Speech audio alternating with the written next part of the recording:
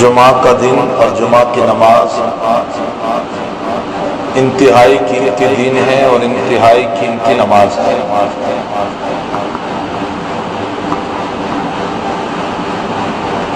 اللہ تعالیٰ نے دنیا میں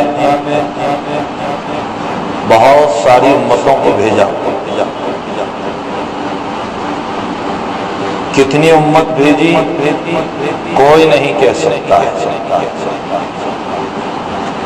16 لاکھ 17 لاکھ 18 لاکھ کوئی کچھ بیان نہیں کر سکتا ہے، اللہ ہی بہتر جانتا ہے اللہ نے کتنی مخلوق کو اور کتنی امت کو دنیا میں بھیجا ہے۔ جبکہ انبیاء کرام علیہ السلام کی صحیح تعداد امت کو پتہ نہیں، کچھ روایتوں میں ملتا ہے 1,24,000، کچھ روایتوں میں اس سے زیادہ بھی ملتا ہے۔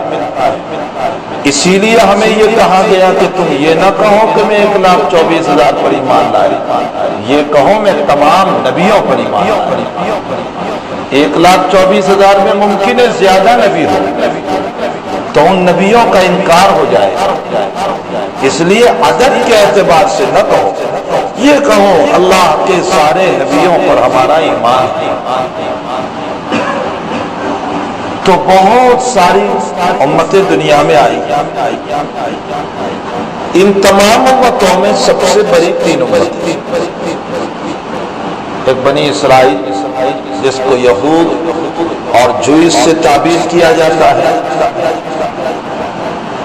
ایک نصارہ اور تیسرے مسلمان۔ یہ 3 امتیں سب سے بڑی امت ہیں۔ حق تعالیٰ نے یہود کو بھی ایک کتاب عطا فرمائی، تورات، اور دوسرے نمبر پر زبور بھی انہی کی کتاب، اگرچہ داؤد علیہ السلام پر اتری ہے لیکن مسائل وہی تورات کے تھے۔ عیسائیوں پر انجیل کو نازل فرمائی اور مسلمانوں کے لیے قرآن کریم کو نازل فرمائی۔ تو سب سے بڑی کتابیں انہی 3 امتوں پر آئی۔ جب یہود کا وجود ہوا دنیا میں تو اللہ نے فرمایا کہ تم ہفتے میں میری عبادت کے لیے ایک دن کا انتخاب کرو، جس دن تم میری عبادت کرو۔ ان لوگوں نے انتخاب کر کے جس دن کو کہا وہ سنیچر کا، انہوں نے کہا سنیچر کے دن کا انتخاب کرتے ہیں۔ اللہ نے فرمایا تمہارے رب کے وہاں یہ دن مقرر نہیں ہے، لیکن تم کہہ رہے ہو تو ہمیں منظور ہے، البتہ اب تمہارے انتخاب کے مطابق سنیچر کا دن تمہاری عبادت کا دن ہوا۔ جمعہ کے غروب سے لے کر سنیچر کے غروب تک پورے 24 گھنٹے سوائے میری عبادت کے کوئی کام نہیں کر سکتے۔ یہی وجہ ہے کہ آج بھی ان کے وہاں سنیچر کے دن دکان کھولنا ممنوع ہے۔ اور پھر اس یہودیوں نے اس بات میں شرارت کی، اللہ کے حکم کو توڑا اور سمندر کی مچھلیوں کو ہیلے اور بہانے سے پکڑنا شروع کیا۔ تو قرآن گواہ ہے، اللہ کہتا ہے میں نے مقرر کیا تھا اس دن کو، تم نے کہا تھا کہ ہم اس دن میں عبادت کریں گے، ہم نے کہا تھا 24 گھنٹے اپنا کام نہیں کر سکتے ہو، تم نے اپنا کام کیا۔ تعالی شانہ نے کونوا قردۃ خاسئین، ان کو ذلیل بندر بنا دیا۔ یہ توہین کی بنیاد پر ہوا۔ عیسائیت کا دور آیا، اللہ نے ان سے بھی کہا کہ ایک دن کا انتخاب کرو۔ ان لوگوں نے جس دن کا انتخاب کیا وہ اتوار کا دن، آج بھی ان کے وہاں اتوار ہے، سنڈے ہے، اگرچہ ہمارا مسلمان جی اب اس کو پسند کرنے لگا۔ یہ ان کا انتخاب کردہ دن۔ اللہ نے فرمایا تمہارے رب نے اس دن کو مقرر نہیں کیا لیکن تم کہہ رہے ہو تو مجھے منظور ہے۔ اب سنیچر کے غروب سے لے کر مغرب کی غروب تک سوائے میری عبادت کے کوئی کام نہیں کر سکتے۔ یہ ان کے لیے پورے 24 گھنٹے۔ مذہب اسلام آیا، اللہ نے اس امت سے بھی کہا ایک دن مقرر کرو اپنا ہفتے کا جس میں تم ہماری عبادت کرو گے۔ محمد رسول اللہ صلی اللہ علیہ وسلم نے جس دن کا انتخاب فرمایا وہ جمعہ کا دن تھا۔ اللہ نے فرمایا تیرے مولا کو بھی یہی دن پسند ہے۔ معلوم یہ ہوتا ہے کہ جمعہ کا انتخاب اللہ کا مقرر کرتا ہے، اللہ کا پسند کردہ دن ہے۔ اب ہم اللہ سے سوال کرتے ہیں کہ باری تعالیٰ تو نے اگلی امتوں کے پاس 24 گھنٹے مانگے تھے، یہودیوں سے کہا کہ 24 گھنٹے ہماری عبادت، عیسائیوں سے کہا کہ 24 گھنٹے ہماری عبادت، تو ہم سے کتنا مانگا؟ ہم سے بھی 24 گھنٹوں کا تو مطالبہ کر رہا ہے۔ اللہ نے فرمایا تم میرے لاڈلے نبی کی امت، تم بالکل اخیر میں آئے، تم پر مجھے اعتماد ہے، تم میرے نبی کے دین کو لے کر چلنے والے ہو، اور تم بڑھاپے میں آئے ہو، اور بوڑھوں کو کام کم دیا جاتا ہے، شاباشی زیادہ دی جاتی ہے۔ بوڑھوں کو کام کم دیا جاتا ہے، شاباشی زیادہ دی جاتی ہے، کام تو بہت کم دیا گیا ہمیں۔ اللہ کے حبیب فرماتے ہیں دین یہودیت میں کسی کو قتل کرنے پر قصاص ہی قصاص، دیت نام کی کوئی چیز نہیں۔ دین عیسائیت میں اللہ نے دیت ہی دیت رکھی، قصاص نام کی کوئی چیز نہیں۔ اس امت کو یوں کہہ دیا تم چاہو تو قصاص لے لو چاہے دیت لے لو، فمن عفی له معاف کر دو تو بہتر ہوتا ہے۔ تینوں راستے اس کو دیکھتے، اس امت کے لیے اتنے راستے کھولے اللہ نے، اتنے راستے کھولے۔ تم تو میرے لاڈلے نبی کی امت ہو، بڑھاپے میں تم آئی، اس لیے اس کام کم شاباشی زیادہ۔ اگلی امتوں سے متعلق آتا ہے نبی کریم صلی اللہ علیہ وسلم نے فرمایا ان کا کپڑا ناپاک ہوتا تھا، بخاری شریف کی روایت ہے اتنا کپڑا کاٹنا ضروری تھا۔ ہمارے لیے کاٹنے کو نہیں فرمایا، فرمایا دھو ڈالو اسی سے پاک ہو جائے، بلکہ چپل پہ ناپاکی رکھ گئے، فرمایا زمین پہ رگڑ ڈالو اس سے بھی میں پاکی سمجھتا ہوں۔ اتنے مسائل اس امت کے لیے کھولے۔ میرے نبی علیہ السلام ارشاد فرماتے ہیں اگلی امتوں کی نماز مسجد کے بغیر نہیں ہوتی تھی، فرمایا جعلت لی الارض مسجدا وطہورا، اللہ نے میرے لیے پوری زمین کو مسجد بنا دی، فرمایا جہاں نماز پڑھو میں قبول کرتا ہوں۔ یہ اس امت کی خصوصیت ہے۔ یہ پلین میں نماز پڑھے تو بھی قبول، یہ ٹرین میں نماز پڑھے تو بھی قبول، یہ پلیٹ فارم پہ نماز پڑھے تو بھی قبول، ارے یہ گندگیوں کی جگہ پر نماز پڑھے، صرف سجدہ اور گھٹنے اور پاؤں کی جگہ پاک ہے، باقی ساری ناپاک ہے، اور اس کے علاوہ کوئی جگہ پاکی کی نہیں ہے، فرمایا اسی پر پڑھ لینا میں اسے بھی قبول کرتا ہوں۔ اتنی سہولت اس امت کو عطا فرمائی، اتنی سہولت۔ اپنا کمال نہ سمجھیو، ہمارا کمال نہیں ہے، یہ کمال ہے عبداللہ کے بیٹے محمد رسول اللہ صلی اللہ علیہ وسلم۔ ہاں اپنے اوپر نہ لیجیو کہ ہم کوئی باکمال ہے اس لیے یہ سب ہو گیا، ہرگز نہیں۔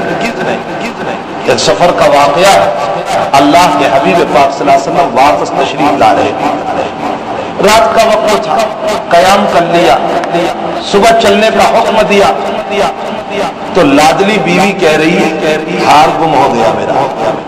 حضرت عائشہ رضی اللہ تعالیٰ عنہ سفر میں ساتھ فرمایا میرا ہار گم ہو گیا۔ اللہ کے نبی نے فرمایا اچھا تلاش کرو۔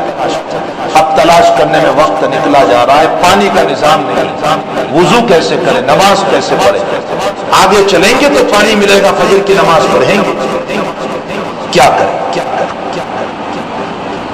صحابہ کرام صدیق اکبر کو برا بھلا کہنے لگے، تیری بیٹی کی وجہ سے مسئلہ ہے۔ صدیق کو غصہ ہے۔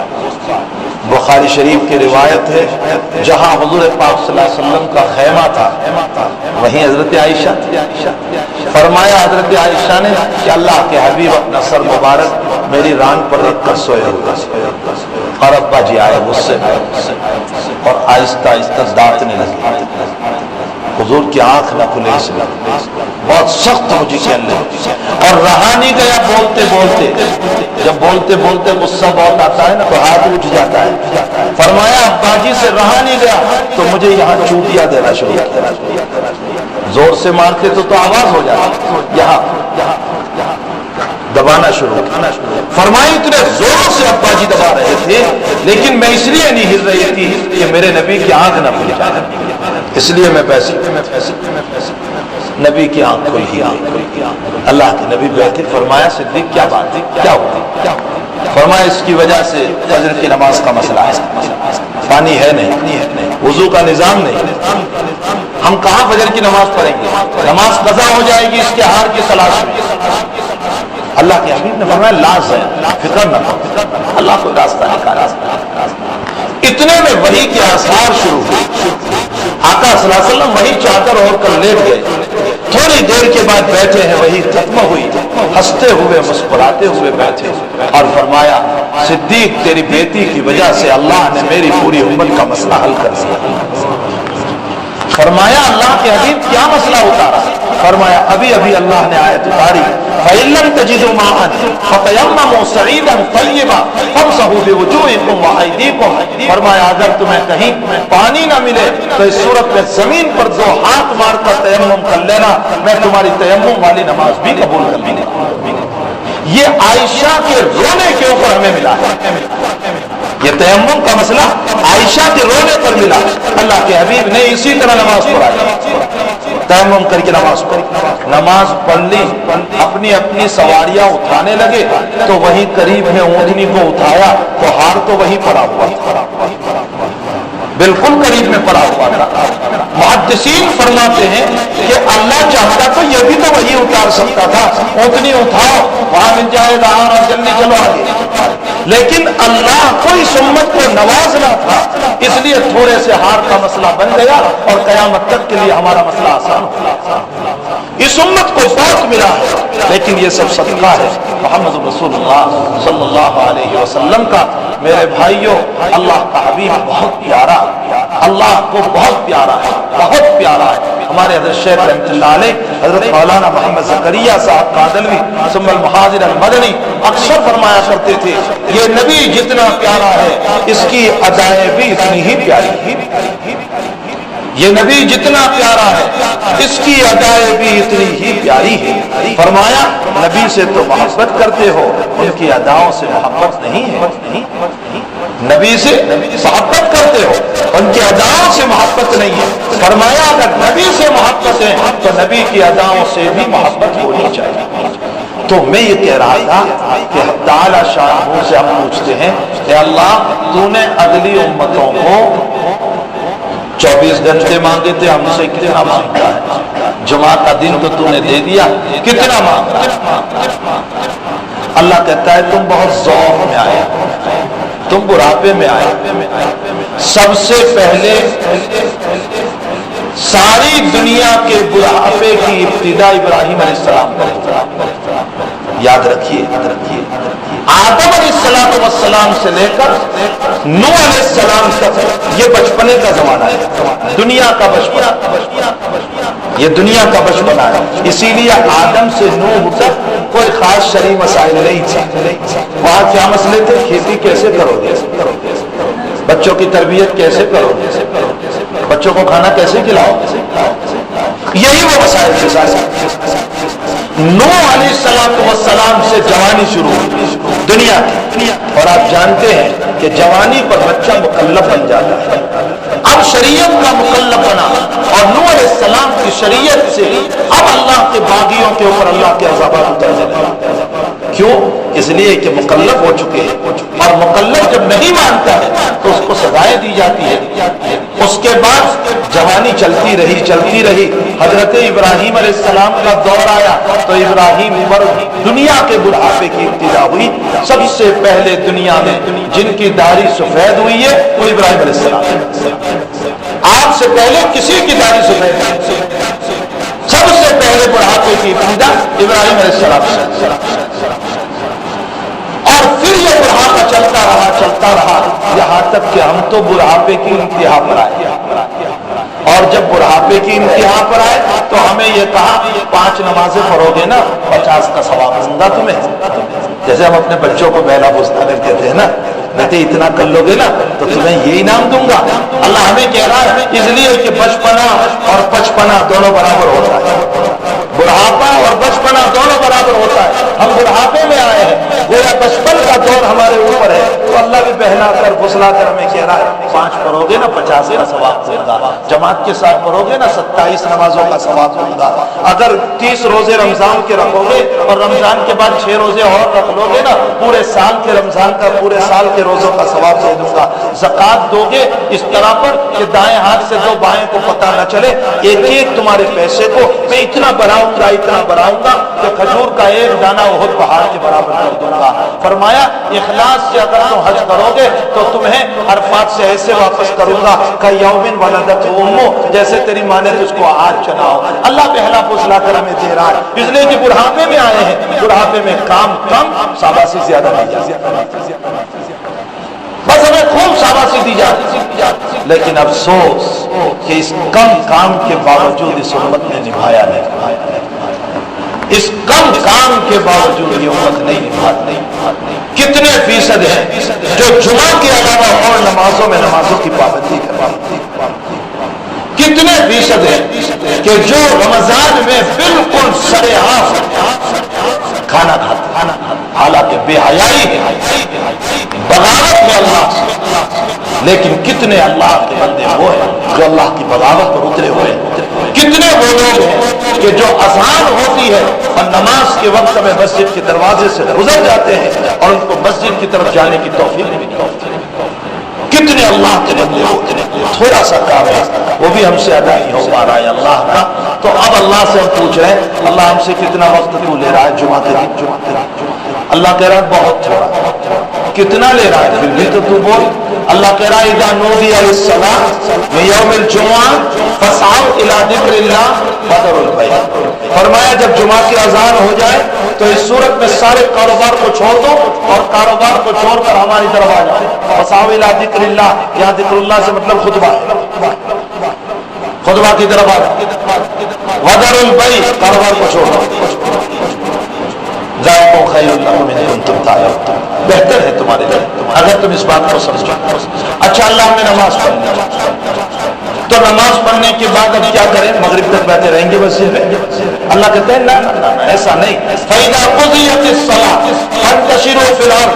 اگر نبی کی زبان پر کہلواتا اللہ تو شاید ہم تعویل بھی کر لیتے کہ حدیث کا یہ مطلب ہوگا اور خبر واحد ہے اور فلاں ہے اور فلاں ہے, نہ معلوم کتنے جھمیلے اس میں داخل کر لیتے. اللہ سیدھا سیدھا قرآن میں ہوتا ہے فَإِذَا قُضِيَتِ الصَّلَاةُ, جب نماز پوری ہو جائے فَانتَشِرُوا فِي الْأَرْضِ, جاؤ زمین کے اندر پھیل جاؤ. وَابْتَغُوا مِن فَضْلِ اللَّهِ, کاروبار میں جاؤ, کھیتیوں میں جاؤ, اپنے مکان پر چلے جاؤ. فَانتَشِرُوا فِي الْأَرْضِ وَابْتَغُوا مِن فَضْلِ اللَّهِ, اللہ کے رزق کو تلاش کرو. یا تسبیح لے کر میں تمہیں بدائی نہیں رکھتا. کتنا وقت ہم سے مانگا اللہ نے ہم سے آذان سے لے کر ختم نماز. یہ تو بیچ میں تقریر آ گئی اس لیے 1 گھنٹہ ہو جاتا ہے, ورنہ صرف اذان خطبہ اور نماز ہو تو آدھا گھنٹہ, بہت زیادہ تو پونا گھنٹہ. اللہ ہم سے پونا گھنٹہ مانگ رہا, زیادہ نہیں, صرف تھوڑا سا وقت مانگ رہا. اتنا سا وقت مجھے دے دو اور وہ بھی سکون کے ساتھ آ جاؤ. غسل کر کے آؤ, نہ دھو کر آؤ, کپڑے تبدیل کر کے آؤ, جیسے تمہاری عید ہو اس طرح تم آؤ. پاک صاف کر کے ہمیں بلایا اور تھوڑا سا وقت آپ سے مانگا. اللہ نے اس امت کو حساس امت بنایا ہے. سنو مسئلہ, اللہ نے اس امت کو حساس امت بنایا, بیٹھنے والی امت نہیں بنایا اس کو. کیوں؟ اگر یہ امت بیٹھی رہے گی دین کا کام کیسے ہوگا؟ اس لیے حساس امت بنایا. کتنی حساس بنائی؟ فرمایا تمہارے رشتہ داروں کا انتقال ہو تو صرف 3 دن سوگ منانا ہے, سوائے بیوی کو کہا گیا شوہر کا انتقال ہو تو 4 مہینہ 10 دن. باقی سب کو یہ کہا گیا 3 دن سے زیادہ کم نہیں. اچھا ابا مر جاوے تو فرمایا 3 دن, امی مر جاوے 3 دن, بیوی مر جائے 3 دن، اولاد مر گئی 3 دن، 3 ہی دن اللہ فرمایا ہاں تیرے وہاں تو روزانہ مرتے رہیں گے، تو کہاں غم لے کر کے بیٹھا رہے گا، پھر کام کیسے چلے گا؟ اللہ نے اس امت کو حساس امت بنایا، اگر اسی طرح ہم سے بٹھائے رہتا تو کام کیسے ہوگا؟ فرمایا فَإِذَا قُضِيَتِ الصَّلَاةُ، جب نماز پوری ہو جائے جاؤ کاروبار میں جاؤ، کماؤ حلال۔ اب ہم کہتے ہیں کہ اللہ شاہ تو نے تو بہت تھوڑا بہت ہم سے مانگا، اللہ کہتا ہے میں تم سے لے رہا ہوں تو تھوڑا سا، لیکن جب دے رہا ہوں تو بہت زیادہ۔ کتنا زیادہ اللہ کو دے رہا؟ ترمذی شریف کی روایت ہے من مات فی لیلۃ الجمعہ او فی یوم الجمعہ، فرمایا جو جمعہ کی رات میں مر جاتا ہے یا جمعہ کے دن میں مر جاتا ہے بشرطے کہ ایمان ہو، اللہ قبر کے فتنے سے اسے محفوظ کر دیتا ہے۔ اور قبر کا فتنہ محدثین نے لکھا ہے سوال و جواب، یعنی جو جمعرات کی رات سے کل رات سے آج غروب تک جو بھی مرے گا شرط یہ ہے کہ ایمان ہو، اللہ اس کو قبر کے سوال جواب سے محفوظ کر دیتا ہے۔ جب لینے کی باری آئی تو اللہ نے بہت تھوڑا وقت لیا، اور دینے کی باری آئی تو پورے 24 گھنٹے میں نواز دے۔ دیکھو اللہ کی رحمت، لیا تو پونا گھنٹہ اور دے رہا ہے رحمت، تو کتنی بڑی رحمت دے رہا ہے۔ 24 گھنٹے میں کوئی بھی مرے گا پھر ان کو قبر کے سوال سے محفوظ کرنا۔ ہمارے محدثین میں ایک بڑے محدث گزرے ہیں ملا علی قاری رحمۃ اللہ علیہ، حنفی ہے، یہ اس حدیث پر ایک سوال قائم کرتے ہیں۔ سوال قائم فرمایا کہ کہیں ایسا تو نہیں ہوگا کہ جمعہ کو سوال نہ کریں سنیچر کو سوال کر لیں؟ جمعہ کو تو چھٹی سوال کی، لیکن سنیچر کو سوال کر لیں، سنیچر کو پوچھ لیں کہ اچھا بتاؤ مرغوں کا، کہیں ایسا تو نہیں ہوگا؟ ملا علی قاری رحمۃ اللہ علیہ فرماتے ہیں شان خدا یہ ہے کہ ایک مرتبہ جب وہ معاف کر دیتا ہے قیامت تک پکڑ نہیں کرتا۔ یہ شان خدا قیامت تک پکڑ نہیں کرتا۔ اور ویسے نہیں بول رہا ہے بدھا، دلیل سے بول رہا ہے۔ ہمارے اکابر کا یہی تو کمال تھا کہ ہر بات دلیل سے پیش کر سکتے۔ فرمایا حاتب ابن ابی بلتہ رضی اللہ تعالیٰ صحابی رسول ہے، فتح مکہ کا جب حضور نے ارادہ فرمایا تو چپکے سے حاتب ابن ابی بلتہ نے مکہ والوں کے نام پر ایک خفیہ چٹھی لکھی، اور چٹھی میں کیا لکھا؟ مکہ والوں کے نام پر یہ لکھا کہ محمد ابن عبداللہ صلی اللہ علیہ وسلم ایک لشکر جرار کو لے کر تمہاری طرف آ رہے ہیں، مکہ والوں کو اطلاع کر رہے ہیں، حالانکہ صحابی رسول ہے۔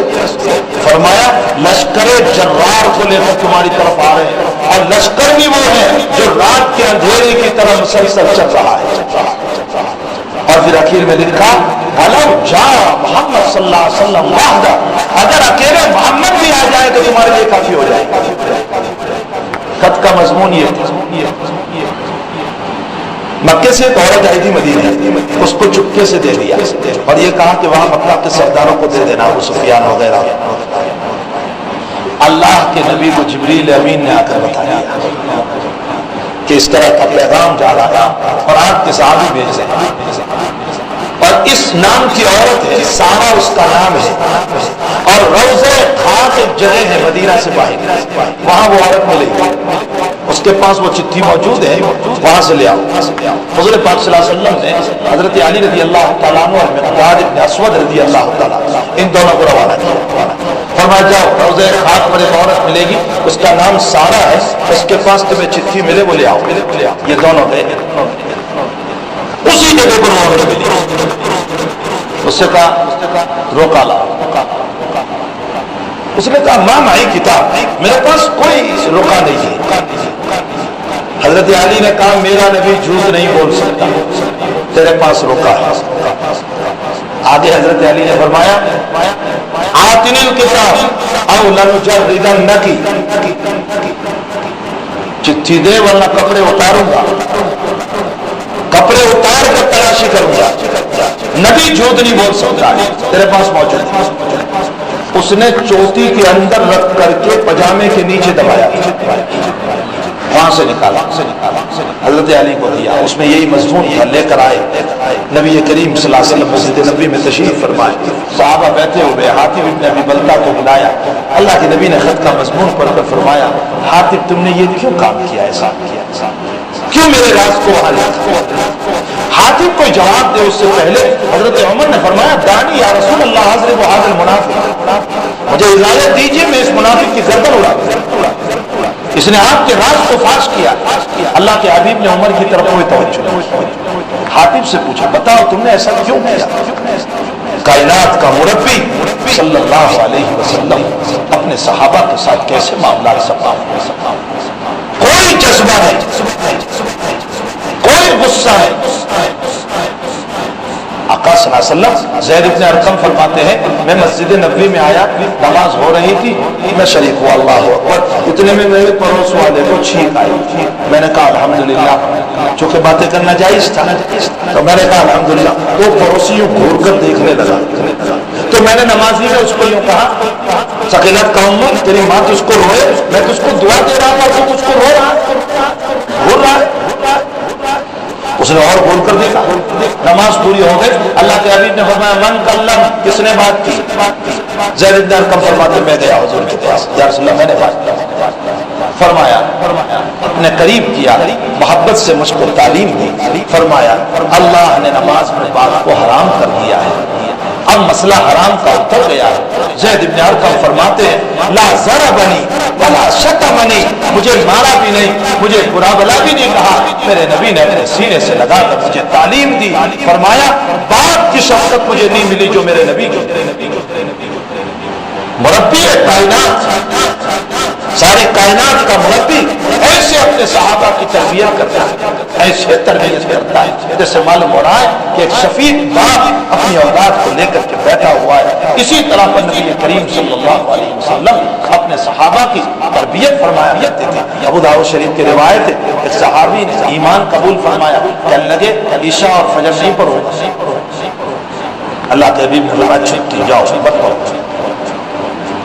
ہم جیسے ہوتے تو وہ نہ معلوم کتنے ہماری آستین ہیں، مسلمان کیسا ہوا نماز پڑھنے کو منع کرنا، اللہ کے حبیب نے فرمایا اچھا جاؤ کوئی حاضری نہ پڑھو۔ کچھ دنوں کے بعد وہ آئے، فرمایا یا رسول اللہ صلی اللہ علیہ وسلم دل میں وسوسہ آتا رہتا ہے کہ سب لوگ پڑھتے ہیں میں سویا رہتا ہوں، اچھا نہیں لگتا، اس لیے ایک دو دن تو گئی مسلسل میں آتا رہتا ہوں۔ فرمایا اچھی بات ہے، اب بھی اللہ کے نبی کچھ دنوں کے بعد آئے، فرمایا یا رسول اللہ چین نہیں پڑتا بستر پر جب تک کہ میں عشاء اور فجر کو نہ پڑھوں۔ اللہ کے حبیب پاک صلی اللہ علیہ وسلم کی وہ تربیت، وہ شفقت، وہ محبت، اللہ کے نبی نے اس کو تہجد گزار بنا دیا۔ تربیت رسول صلی اللہ علیہ وسلم، میرے نبی کی تربیت قربان جائیے۔ اسی لیے ہمارے مفتی شفیع صاحب رحمۃ اللہ علیہ اکثر فرمایا کرتے تھے کہ انبیاء سے بڑھ کر بڑا مبلغ کوئی نہیں ہو سکتا۔ اور موسیٰ علیہ السلام کو اللہ نے کیا فرمایا؟ قولا لینا، فرعون کے پاس جا رہے ہو نا، کیسی بات کیجیے؟ نرم بات کیجیے، آنکھیں مت دکھائیے، آستین نہ چڑھائیے، نرم بات کیجیے۔ مفتی شفیع صاحب رحمۃ اللہ علیہ فرماتے کہ موسیٰ سے بڑھ کر مبلغ کوئی نہیں، موسیٰ سے بڑھ کر مبلغ کوئی نہیں۔ فرمایا موسیٰ کو اللہ کہہ رہے ہیں نرم بات، اور کس کو؟ فرعون کے ساتھ جو خدائیت کا دعویٰ کرنے والا۔ ایک حکمت کی بات یہاں عرض کروں جو مولانا ادریس صاحب کاندھلوی رحمۃ اللہ علیہ نے لکھی ہے۔ مولانا نے لکھا، فرمایا اتنا بڑا خدائیت کا دعوے دار اور اللہ موسیٰ کو کہہ رہے ہیں نرم بات کیجیے، کیا وجہ تھی؟ وجہ کیا تھی؟ فرمایا اس لیے کہ موسیٰ تم نے اس کے گھر کا نمک کھایا ہے، وہی بڑے اس کے گھر کا نمک کھایا ہے، اور اے موسیٰ نبی ہو کر اپنے محسن کو آنکھیں دکھائے، یہ شان نبوت کے خلاف ہے، شان نبوت کے خلاف۔ اس لیے فرمایا قولا لینا، نرم بات کی۔ اسی لیے تو ابو لہب نے حضور پاک صلی اللہ علیہ وسلم کو بد دعا کی، تبا لک یا محمد لہذا جماعتنا، پہلی دعوت پر پہلی توحیدی اعلان کرو، قولوا لا الہ الا اللہ تفلحون۔ ابو لہب کہنے لگا ارے تیرے ہاتھ ٹوٹ جاوے محمد، اس لیے تو نے بلایا ہم کو۔ اب اللہ بد دعا دے رہا ہے، تبت یدا ابی لہب، ابو لہب کے ہاتھ ٹوٹ جاوے۔ میرے نبی کو ایک مرتبہ بد دعا دی، تیرے لیے قیامت تک بد دعا دی جائے گی، جتنے قرآن پڑھیں گے سب بد دعا دی جائے گی۔ تبت یدا ابی لہب۔ سوال یہ ہوتا ہے کہ یہاں معاملہ تو نبی اور ابو لہب کا تھا، اس سے پہلے جو صورتیں ہیں اس میں نبی ہی کو تو واسطہ بنایا، قل اعوذ برب الناس، قل پیغمبر آپ کہہ دیجئے، قل اعوذ برب الفلق پیغمبر آپ کہہ دیجئے، قل هو اللہ احد پیغمبر آپ فرما دیجئے۔ تو یہاں بھی کہتے قل تبت یدا ابی لہب پیغمبر آپ بد دعا دے دیجئے۔ بھائی معاملہ اسی طرح ہوتا ہے، بد دعا نبی کو دیجیے تو اللہ نبی کے ذریعے سے کہلواتا ہے، قل کیوں نہیں لائے، نبی کو کیوں نہیں بیچ میں واسطہ بنایا؟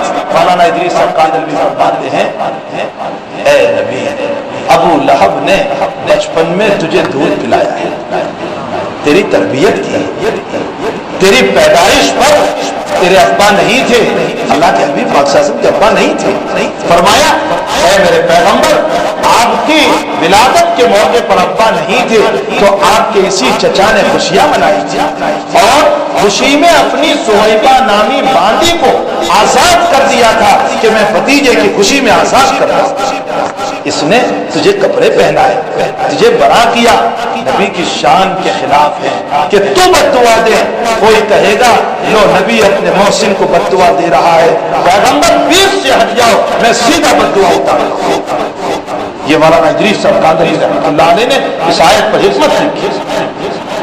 یہاں تو حال یہ ہے کہ دشمنوں کو بھی محسن سمجھا کر نرمی سے بات کرنے کو کہا گیا، اور ہمارا حال یہ ہے کہ ہمارے حقیقی محسن کو بھی ہم محسن نہیں سمجھتے، ہم اپنے ابا کو بھی محسن نہیں سمجھتے، اپنی امی کو بھی محسن نہیں سمجھتے، اپنے بھائی کو بھی محسن نہیں سمجھتے، اپنے بڑوں کو بھی محسن نہیں سمجھتے، ہم محسن سمجھتے ہی نہیں کسی۔ بہرحال میں یہ کہہ رہا تھا کہ حاتب ابن ابی بلتہ رضی اللہ تعالیٰ، اللہ کے حبیب نے فرمایا تم نے کیوں کیا یہ کام، یہ کیوں لکھ دیا؟ حاتب نے فرمایا یا رسول اللہ میں منافق نہیں، اصل میں یمن کا رہنے والا ہوں اور یمن سے ہجرت کر کے مکے آیا تھا، اور مکے سے آپ کی ہجرت ہوئی تو میں بھی مدینے آ گیا آپ کے ساتھ، میری آل اولاد مدینے میں رہتی ہے، میں مکے میں بھی پڑھایا، مدینے میں تو وہی پڑھایا، مکے میں بھی پڑھایا۔ میں نے یہ سوچا کہ لاؤ مکہ والوں کے نام پر ایک خط لکھ دوں، اللہ کے حبیب اس سے آپ کا تو کوئی نقصان ہونے والا نہیں، اس لیے کہ اللہ نے تو فتح مکہ لکھ ہی دیا ہے، لیکن میرا فائدہ یہ ہو جائے گا کہ میں مکہ والوں پر اتنا احسان کر دوں گا تو مکہ والے میری آل اولاد جو پردیسی ہے مکہ میں ان کی حفاظت کر لیں گے، بس اس لیے میں نے یہ خط لکھا اور کوئی مقصد نہیں۔ اللہ کے حبیب نے فرمایا صدق، حاتب نے سچ کہا، جھوٹ نہیں بول رہا، بالکل سچ کہا۔ حضرت عمر تو وہی جلال میں ہے، دانی یا رسول اللہ عزیز المنافق گردن اڑا۔ اللہ کے حبیب نے فرمایا اب عمر سے عمر حاتب بدری صحابی نہیں ہے، تم اس کو منافق کہہ رہے ہو، یہ بدری صحابی نہیں ہے؟ نام یا رسول اللہ بدری صحابی ہے۔ اب سنو اللہ کے حبیب کیا فرماتے اور ملا علی قاری کیسے استدلال کر رہے ہیں۔ ملا علی قاری رحمۃ اللہ علیہ فرماتے ہیں کہ بدریین کا مقام یہ ہے اللہ کے وہاں، بدریین کا مقام یہ ہے اللہ کے وہاں کہ اہل بدر کو اللہ نے پہلے سے ایڈوانس میں یوں کہہ دیا تھا اعملوا ما شئتم قد غفرت لکم، اے بدریین اگر تم سے زندگی میں کوئی خطا ہوگی میں پہلے ہی سے تمہیں معاف کر دوں گا۔ یہ بدریین کا مقام ہے، یہ اہل بدر کا مقام ہے، صحابہ سب سے افضل اصحاب بدر ہے۔ جب ایڈوانس میں اللہ نے معاف کر دیا تو حاتب ابن ابی بلتہ کا بھی تو بدری ہے، ان کے اس قصور کو بھی اللہ نے ایڈوانس میں معاف کر دیا، تو ابھی پکڑ نہیں فرمائی۔ ملا علی قاری فرماتے ایک مرتبہ خدا معاف کر چکا ہے، ملوماشی تم قد غفرت لکم، تو اب دوسری مرتبہ حاکم کی پکڑ نہ ہوئی۔ اسی طرح قبر میں ایک مرتبہ جمعہ کے دن سوال جواب معاف ہو گئے، قیامت تک اللہ پکڑ نہیں فرمائے۔ کیسی دلیل لیا، کتنی ٹھوس دلیل لا کر کے سمجھایا صراحت۔ آگے بہت کام کی بات ملا علی قاری نے لکھی ہے مرقات میں، پلے باندھ کر لے جاؤ۔ حضرت نے لکھا اللہ سے جمعہ کی موت مانگتے رہو، اس لیے کہ ہمیں اپنے اعمال کا بھروسہ نہیں، قبر میں سوال کا جواب دے پائیں گے یا نہیں پتہ نہیں، وہ وحشت، وہ فرشتوں کی شکلیں، کیا معلوم ہم جواب دے پائیں یا نہ دے پائیں۔ اس سے بہتر یہ ہے کہ اللہ امتحان ہی نہ لے، اور امتحان نہ لینے کے لیے اللہ سے جمعہ کی موت مانگتے رہو۔ فرمایا مقدر ہوگا تو جمعہ نصیب ہو جائے، اور اگر مقدر کوئی اور دن میں ہے ہماری موت، لیکن چونکہ مانگنے کا ہمارا دستور تھا اللہ سے جمعہ، دعائیں کرتے تھے، تو اور دن میں مرنے کے بعد بھی اللہ ہمارے ساتھ وہی معاملہ کرے گا جو جمعہ میں مرنے والوں کے ساتھ کرتا ہے۔ کیوں؟ اس پر بھی دلیل لے آئے ملا علی قاری۔ فرمایا بخاری شریف کی روایت ہے، نبی اکرم صلی اللہ علیہ وسلم نے فرمایا انا عبد ظنی بی، انا عبد ظنی بی، میں اپنے بندوں کے گمان کے مطابق فیصلہ کرتا ہوں۔ جب ہم نے جمعہ ہی کی موت مانگی اللہ سے، تو اور دنوں میں مرنے پر بھی ہمارے گمان کے مطابق اللہ وہی فیصلہ کرے جو جمعہ کے دن کیا کرتا ہے۔ یہ ہے جمعہ کی فضیلت، یہ ہے جمعہ کی منقبت کہ اس دن میں جو مرتا ہے اللہ اس کے سوال و جواب سے اس کو پاک کر دے۔ اتنا ہی نہیں، جمعہ کے دن ایک گھڑی رکھی جس میں دعا قبول ہوتی ہے۔ اب وہ گھڑی کون سی ہے اللہ نے چھپا دی۔ حضرات علماء نے 45 قول نقل فرمائے۔ صبح صادق سے بیان کرنا شروع کرو تو مغرب تک کے ہر قول کو بیان کر لو، وہ کسی نہ کسی کا قول ہوگا، کسی نہ کسی کا وہ قول ہوگا۔ 45 اقوال بیان فرمائے، لیکن اللہ نے چھپا دیا۔ حقیقت یہ ہے کہ چھپانے میں بھی حکمت ہے۔ اگر وہ گھڑی دے دیتا تو ظالم انسان اسی میں مانگتا، پھر اللہ کے گھر کی طرف آتا بھی نہیں۔ ہاں یہ ہماری طبیعت ہے، اسی لیے شب قدر کو بھی چھپا دیا، اسی لیے چھپا دیا۔ وجہ اس کی یہ ہے کہ اگر شب قدر اللہ بتا دیتا تو جو لوگ عبادت کرتے ہیں وہ اسی رات میں عبادت کرتے باقی سوتے رہتے، اور اگر کسی سے شب قدر فوت ہو جاتی وہ رات تو زندگی میں افسوس رہے کہ میری رات فوت ہو، اس لیے اللہ نے چھپا دیا۔ یہ اللہ کی مصلحتیں۔ دیکھو اللہ کے دینے کے دو طریقے، ہمارے بھی دو طریقے۔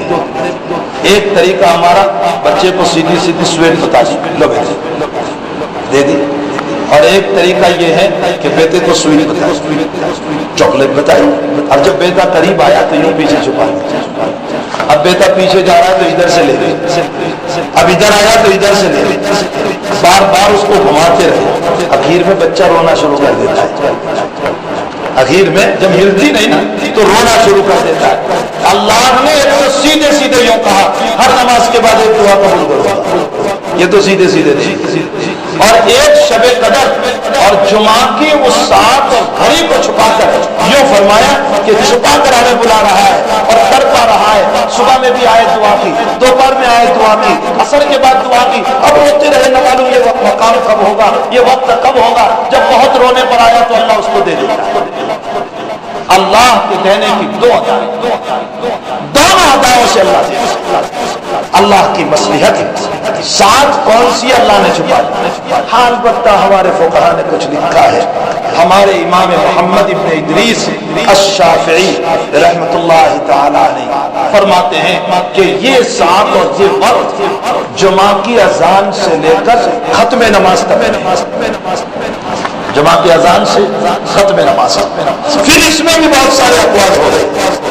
فرمایا جمعہ کی اذان کے بعد نمبر 2 امام جب اپنی جگہ سے اٹھ کر منبر پہ جا رہا ہے اتنی دیر، چونکہ نبی نے بتایا وہ اتنی سی ہے، کوئی لمبی چوڑی نہیں ہے، یوں اشارہ کر کے اتنی سی ہے وہ.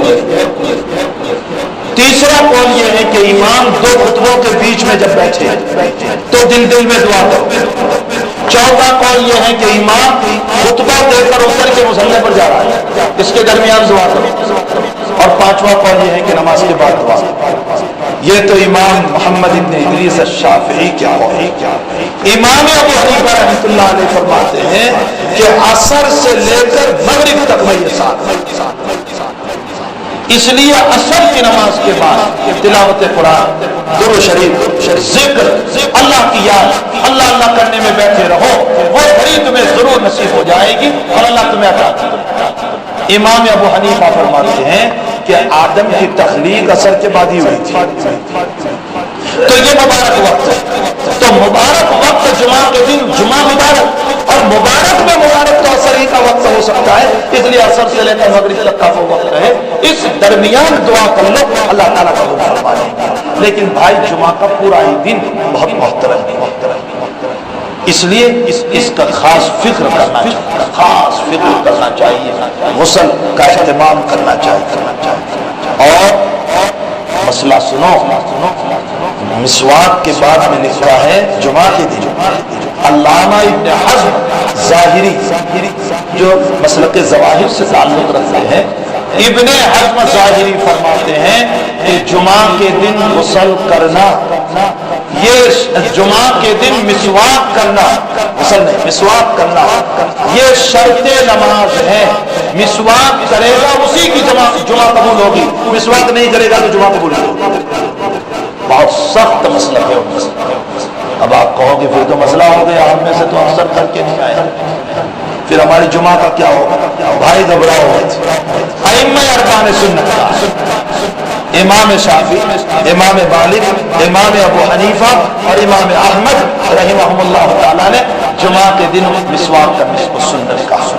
اس سے بڑھ کر اہتمام دیکھیے، اللہ کے نبی فرماتے ہیں سوال کرنا ذلتی ہے نا، نبی نے فرمایا سوال کرنا ذلتی ہے. لیکن مسواک کے بعد میں یوں فرمایا کہ اگر تمہارے پاس مسواک نہ ہو تو مسواک کا سوال کر لو دوسروں سے اور مانگ کر مسواک کرو. اس سے معلوم ہوتا ہے سنت کی کتنی بڑی اہمیت ہے. سنت ضرور ہے، سنت سمجھ کر چھوڑ مت دو. ہمارے حضرت جمعہ یوسف صاحب رحمۃ اللہ علیہ فرمایا کرتے تھے کہ ہمارے اور ہمارے اکابر کے درمیان فرق یہ ہے، ہمارے اور ہمارے اکابر کے درمیان فرق یہ ہے، ہمارے اکابر چھوٹی چھوٹی سنتوں کو تلاش کر کے بھی عمل کرتے تھے. یہ میرے نبی کی سنت، یہ میرے نبی کی سنت، اور ہم یہ کہہ کر چھوڑ دیتے سنت ہی تو ہے، نہیں بھی کیا تو کیا ہوگا. ہے نا آج ہمارا مزاج، ہے نا ہمارا مزاج. ارے عوام کو چھوڑیے، ہم علماء کا مزاج ہے، خواص کا مزاج ہے کہ ہم یہ کہہ کر چھوڑ دیتے سنت ہی تو ہے، نہیں بھی کیا تو کیا ہوا، تو کیا ہوا. بھائی نبی جتنا پیارا ہے اس کی ادائیں بھی اتنی ہی پیاری. اس نبی کے شہدائی بنو، ان کے طریقوں کو زندگی میں لاؤ. اس کی بدولت ہمیں یہ سب کچھ ملا ہے، اسی کی بدولت ہمیں یہ سب کچھ ملا. ایک واقعہ مجھے یاد آ گیا، میں تو مکلف ہوں 2:45 بجے کا. ایک واقعہ مجھے یاد آ گیا. اکبر بادشاہ کا زمانہ تھا، حضرت تھانوی نے لکھا ہے یہ واقعہ. بادشاہ کا زمانہ تھا اور ایک دن صبح بادشاہ بہت پریشان، اور آپ تو جانتے ہی یہ بادشاہوں کا حال، کبھی راضی کبھی خوش کبھی ناخوش، اور پریشان ہو کر کے صبح میں بیٹھا ہے. تو وزراء سارے آئے، بادشاہ سلامت کیا بات ہے، پریشانی کی وجہ؟ بس کچھ بھی نہیں، بس کچھ بھی نہیں. تو بربل آیا اور کہا بادشاہ سلامت آداب، پریشانی کی وجہ؟ کہا کچھ بھی نہیں، جانے کوئی وجہ؟ کہا رات میں کمرے میں سویا تھا میرے مخصوص حجرے میں، اچانک میری فانوس اور قندیل جو تھی وہ بجھ گئے، لائٹ تو تھی نہیں اس زمانے میں، کہا وہ بجھ گئے، تو مجھے اچانک ایک بات یاد آ گئی کہ یہاں اتنا اندھیرا ہے تو میری قبر میں کتنا اندھیرا ہوگا، یہ مجھے پریشان کر رہا ہے۔ تو بربل نے کہا اچھا اس کا جواب تو میرے پاس ہے۔ کہا کیا جواب؟ کہا تمہارے نبی اس زمین پر کتنی زندگی گزار کر گئے اس زمین پر؟ تو اکبر کہنے لگا 63 سال۔ 63 سال ہی تو ہے نبی کریم صلی اللہ علیہ وسلم۔ کہا 63 سال۔ کہا اچھا تم مسلمانوں کا عقیدہ یہ ہے کہ دنیا میں جو کچھ روشنی نظر آ رہی ہے یہ نبی علیہ السلام کی برکت ہے، ابھی کی وجہ سے روشنی ہے؟ فرمایا ہاں بالکل۔ تو بربل کہنے لگا 63 سال میں اس دنیا کو روشن کر کے گئے، 1200 سال ہو گئے، اس وقت 1200 سال ہوئے، 1200 سال ہو گئے، ابھی تک وہ روشنی موجود ہے۔ وہی نبی 1200 سال سے زمین کے نیچے گئے ہوئے ہیں، اندر کا بھی سب روشن ہو چکا ہے، آپ قبر میں پہنچو گے تو تمہاری قبر بھی روشن ہو چکی ہے۔ حضرت تھانوی نے یہ واقعہ بیان فرمایا، حضرت نے فرمایا تھا تو ظالم کافر لیکن بڑی پتے کی بات بتائی، تھا تو ظالم کافر لیکن بڑی پتے کی بات بتائی۔ اگر انسان کے پاس ایمان ہے اور سنت نبوی ہے تو یقیناً فیض محمدی ہمارے قبر میں پہنچنے والی ہے، یقیناً فیض محمدی ہمارے قبر میں پہنچنے والی ہے۔ اور اگر ایمان نہیں، سنت نبوی نہیں، بقول حضرت مدنی نور اللہ مرقدہ، اگر بیداری کے قبر میں چلے گئے اور ہماری قبر سے نبی کی قبر تک زمین کو پھاڑا گیا اور پوچھا گیا بتاؤ وہ کون نظر آ رہا ہے، اور میں کہوں میرے نبی ہے، اور نبی منہ پھیر لے اور یہ کہے تیرے چہرے پر تو میری سنت نہیں ہے، تو کیسے میرا دعویٰ کر رہا ہے؟ بتاؤ کیا جواب دیں گے آپ اپنے پیغمبر صلی اللہ علیہ وسلم؟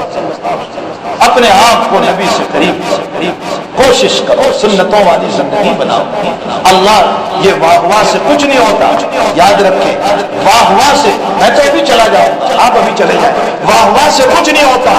اپنی زندگی کو نبی کے طریقوں پر لاؤ، اپنے آپ کو نبی کی شہدائی بناؤ، آپ کی سنتوں کو تلاش کر کر کے عمل کرو۔ اللہ ہم سب کو عمل کی توفیق عطا فرمائے۔ وآخر دعوانا الحمدللہ رب العالمین۔